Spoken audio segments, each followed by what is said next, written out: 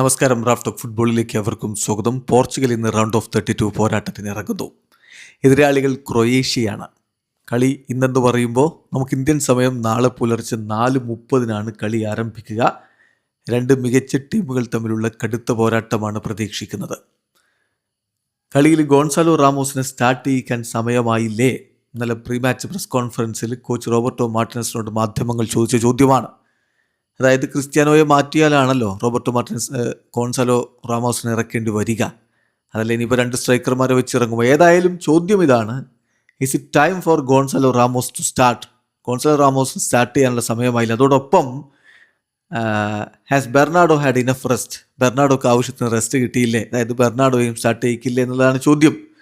Roberto മാർട്ടിനസിൻ്റെ മറുപടി നമുക്ക് നാളെ, അദ്ദേഹം ഇന്നലെ പറഞ്ഞ മറുപടിയാണ്, നാളെ the real world cup begins. പുതിയ യഥാർത്ഥത്തിലുള്ള വേൾഡ് കപ്പ് ആരംഭിക്കുന്ന നാളെ മുതലാണ്. So it was important for us to have good preparation.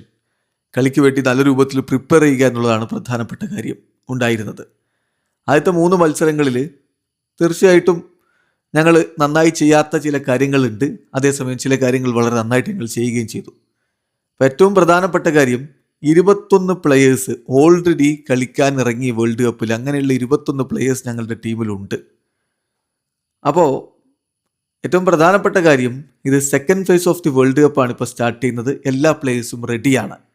അതാണ് ഇപ്പോൾ എനിക്ക് ഈ കാര്യത്തിൽ പറയാനുള്ളത്. അല്ലാതെ ഇന്നയാളെ സ്റ്റാർട്ട് ചെയ്യിക്കുമോ ഇന്നയാളെ പുറത്തിരുത്തുമോ ഇത് ഞാനിപ്പോൾ പറയാൻ തയ്യാറല്ല. എനിക്കിപ്പോൾ പറയാൻ പറ്റുക എല്ലാ പ്ലെയേഴ്സും റെഡിയാണ്, എങ്ങനെ വേണമെങ്കിലും ടീം ഇറക്കാം.